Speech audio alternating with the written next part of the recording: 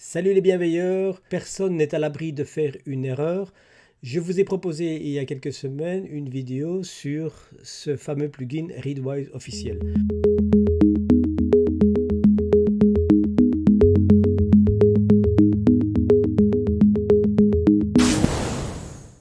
Readwise est une application que vous trouvez sur Internet. C'est une application payante, c'est déjà un inconvénient, mais qui a l'énorme avantage de vous proposer de retirer tous les passages soulignés que vous avez sur différents supports, Kindle, mais également sur votre application Livre sur Mac et plein d'autres encore, et qui va vous les reproposer régulièrement dans un email, par exemple, 5 par jour, mais ici, dans le cadre d'Obsidian pour votre réseau de savoir, va vous permettre d'intégrer tout ce que vous avez souligné dans votre réseau de savoir. Alors au départ, moi j'ai trouvé ça absolument formidable, d'autant plus que l'application est relativement bien faite, c'est-à-dire que vous pouvez par exemple incorporer tous les passages soulignés d'un livre que vous êtes en train de lire, et si après vous lisez plus loin et que vous soulignez de nouveaux passages, l'application va mettre à jour la page ou la note qu'il a créée dans votre système Obsidian de manière à ce que, au fur et à mesure, tous les passages soulignés vont s'ajouter. Vous pouvez même, et je vous renvoie à la vidéo pour voir ça plus en détail, vous pouvez même déjà modifier ce fichier car de toute façon, l'application, plutôt le plugin Readwise officiel, va ajouter à la fin. Donc vous pouvez travailler votre document en même temps. Alors pourquoi je pense que c'est une erreur d'utiliser ça? Je vois principalement trois raisons assez différentes. La première raison, c'est que d'abord vous dépendez, vous vous mettez dans la dépendance vis-à-vis d'une solution extérieure, à savoir ce que Readwise, aussi intéressante que soit cette plateforme, Readwise vous rend dépendant de leur système. Vous allez pouvoir intégrer énormément de sources, vous allez pouvoir les incorporer dans votre réseau de savoir, vous allez recevoir des petits mails tous les jours qui vont vous le rappeler, mais d'abord, c'est une application payante et quand vous arrêtez de payer, vous ne bénéficiez plus des avantages. Et j'ajoute même que cette dépendance va se ressentir dans votre manière de l'utiliser. Si vous regardez ici sur l'écran, je vous ai ouvert deux prises de notes, donc des passages soulignés. Alors ma convention, c'est passage souligné, c'est H comme highlight, et c'est K quand ça provient de Kindle, et c'est R quand ça provient de Readwise. Vous voyez ici les syntaxes, vous voyez ici les passages qui ont été incorporés automatiquement, et cette note a été créée véritablement par ce plugin Readwise officiel.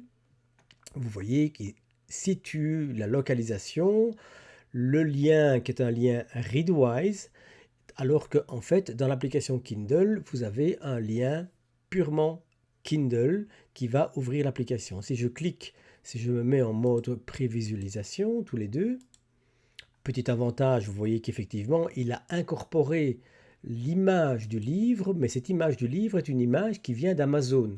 Donc, ce n'est pas une image que vous avez stockée. Ça, je trouve que c'est déjà un défaut parce que je dépends complètement de ce qui se passe sur un site extérieur.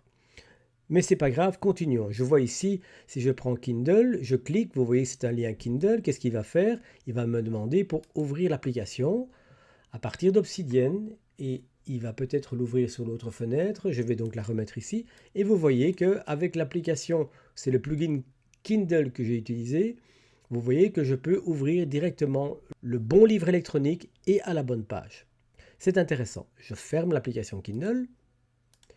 Maintenant, je vais vous montrer dans Readwise. Je vous rappelle que le lien est bien un lien Readwise et je croyais au départ que c'était une dépendance.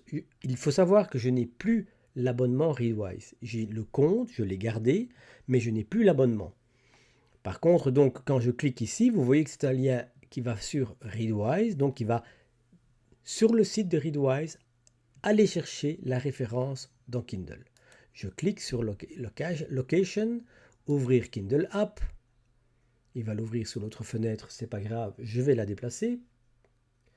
Et vous voyez qu'il a bien fait le travail. Donc j'avais un peu peur qu'une fois l'abonnement abandonné, tous les liens soient faux et ne renseignent pas ou ne vous amènent pas directement sur la bonne page, la bonne citation. Eh bien non, il se fait que le lien est un lien Readwise, mais qui donne la bonne référence sur un plan Kindle application, donc sur l'application Kindle qui est installée ici sur mon Mac. Donc ça c'est quand même pas mal, donc on n'est pas trop dans la dépendance, mais j'imagine que si je supprime demain mon compte, je ne sais pas très bien à quoi ressemble le lien, Readwise, Kindle, Action Open, on dirait que c'est un lien universel, peut-être indépendant du compte que j'ai créé et que peut-être je peux avoir effacé. Néanmoins, moi, je trouve que c'est désagréable de dépendre d'un intermédiaire alors que je n'en ai plus besoin. Ça, c'est déjà une chose importante. Alors, une deuxième caractéristique, un deuxième défaut qui pour moi est décisif également, c'est qu'il faut savoir que quand j'ai fait l'incorporation à travers ce plugin Readwise Official, j'avais au moins une centaine, probablement plutôt 200 documents, livres électroniques dans lesquels j'avais énormément de passages soulignés. Quand j'ai activé cette synchronisation avec ce plugin Readwise officiel, il a tout incorporé, c'est-à-dire plus d'une centaine de nouvelles notes avec tous les passages soulignés. Je lis beaucoup de bouquins en anglais, donc plein de passages en anglais.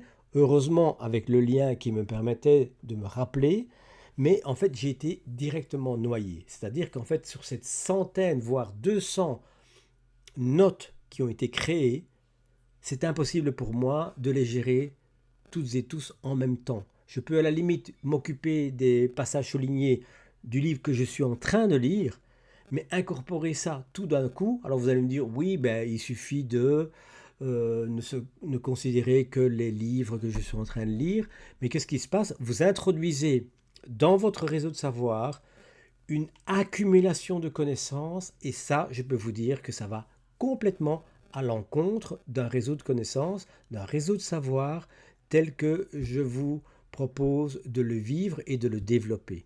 Donc vous introduisez une quantité d'informations non traitées, une quantité d'informations que vous n'avez pas écrit vous-même, qui n'est certainement bien sûr pas écrit avec vos mots, puisque ce sont les passages soulignés qui sont repris, mais que vous avez lu il y a déjà tellement longtemps que vous n'en avez même plus conscience. Vous avez donc introduit une connaissance étrangère et en plus en vaste quantité. Et à ce moment-là, vous neutralisez véritablement les qualités de ce réseau de savoir.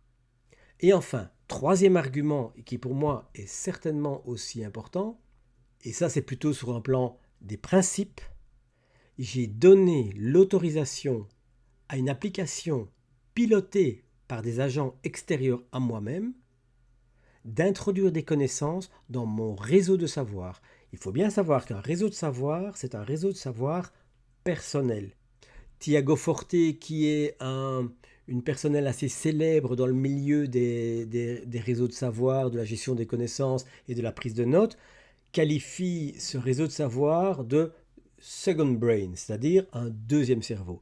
Si je ne suis pas du tout d'accord avec cette appellation, parce que mon réseau de savoir n'est absolument pas un autre cerveau, parce que mon cerveau c'est le mien, et je n'ai pas du tout l'intention de faire appel à un deuxième cerveau, ce qui pourrait induire le fait que ce deuxième cerveau est capable de réfléchir. Non, c'est un espace de stockage digitalisé à la disposition de mon cerveau tout court. C'est donc pas un second cerveau. Mais si, malgré tout, je garde cette idée de second cerveau, ça veut dire que j'ai donné l'autorisation à des personnes extérieures à moi d'aller alimenter par des informations, par des connaissances, ce fameux deuxième cerveau. Moi, je trouve que c'est assez presque violent, en tout cas totalement inacceptable, de laisser des personnes extérieures à moi encoder, inscrire des connaissances, même s'il s'agit de connaissances qui proviennent de livres que j'ai lus et pour lesquels j'ai souligné des passages. En résumé, que nous propose ce plugin Readwise Official? 1. Il crée une dépendance avec une application extérieure et en plus que vous devez payer tous les mois ou sinon vous n'en bénéficiez plus. 2. J'ajoute au moment de l'incorporation, quand je vais activer la synchronisation pour la première fois, je vais ajouter une quantité affolante d'informations. Je vous dis, moi ici, de 100 à 200 livres. C'est absolument ingérable sur un plan individuel et personnel Pourquoi? Parce que ce réseau de savoir, il vit au gré de mes rencontres, au gré de mes apprentissages, au gré de mes connexions. Je n'ai pas le temps d'aller reprendre des passages soulignés d'il y a 1 an, 2 ans, 3 ans, 4 ans, car je n'ai pas le temps matériel aujourd'hui, ici et maintenant. Et enfin, le troisième, je dirais, aspect qui pour moi est significatif, c'est qu'effectivement, je donne l'autorisation à une application extérieure à moi d'incorporer de la connaissance dans mon réseau de savoir, alors que ce réseau de savoir, il est essentiellement personnel. Ce réseau de savoir, c'est une image de ma connaissance du moment. Et en incorporant cette masse d'informations, j'ajoute des connaissances qui ne sont pas complètement sous mon contrôle. Et donc, est-ce que vous laisseriez, vous, quelqu'un extérieur à vous, vous bourrer le crâne avec des idées qui ne sont pas les vôtres, ou en tout cas que vous n'avez pas réfléchi, retravaillé? Eh bien moi, non. A posteriori, après plusieurs semaines d'avoir réalisé cette vidéo où j'ai utilisé cette application, j'ai utilisé ce plugin pendant environ 1 mois, c'est-à-dire le temps d'1 mois d'abonnement. Après, j'ai arrêté en me disant, je vais exploiter la centaine ou les 200 de documents. Et je remarque maintenant, on est peut-être 3 ou 4 mois plus tard, je n'ai pas compté, et je vois que je suis incapable de gérer cette masse d'informations. Je suis donc là maintenant amené à devoir expulser, nettoyer mon réseau de savoir pour que ces connaissances étrangères, ces connaissances extérieures puissent être soit effacées, soit ajoutées d'une autre manière. Je préfère de loin, lorsque je lis un livre électronique et que je fais des soulignements, donc je vais souligner des passages, quand j'ai terminé le livre ou en cours de lecture, chapitre après chapitre, incorporer dans les passages soulignés, c'est pour ça que je travaille ici avec des notes qui commencent par H, ça veut dire highlighted en anglais, c'est-à-dire passages soulignés, et que je distingue des documents sources, c'est-à-dire les documents sources qui sont simplement des prises de notes avec mes mots sur ce que j'ai appris d'un livre. On a donc, premièrement, des passages soulignés, c'est-à-dire des passages avec les phrases exactes que j'ai trouvées dans le livre. En général, qu'est-ce que je fais avec ça? Je crée une note, ce que j'appelle une note source, où je vais noter avec mes mots ce que j'ai appris, ce que j'ai retenu, ce qui m'a marqué dans ce livre, mais c'est toujours dans la séquence du livre que j'ai lu. Et ensuite, enfin, je vais passer à la connexion, c'est-à-dire à l'intégration de ces connaissances dans le fil voulu par son auteur, et pour créer mes notes, comme on dit, atomiques, c'est-à-dire des notes qui auront une vie par elles-mêmes et qui pourront ainsi être connectées à d'autres idées. Vous avez donc 3 raisons. 1. Dépendance à l'extérieur, contre-paiement. 2. Saturation, accumulation d'informations en un coup que vous ne pouvez pas gérer. Et 3. Autorisation qu'une intelligence extérieure à la vôtre puisse ajouter des informations dans votre réseau de connaissances personnelles. Je pense que ces 3 arguments sont déjà suffisamment puissants pour se dire « Ok pour la facilité, mais pas à n'importe quel prix ». Je vous conseille donc de ne pas utiliser ce genre de logiciel et de revenir à une méthodologie rigoureuse, ou sinon, qu'est-ce qui va se passer? Vous allez rebasculer dans ce qu'on faisait avant, c'est-à-dire accumuler de l'information pour accumuler de l'information. À bon entendeur, salut et à bientôt pour une prochaine vidéo. Ciao!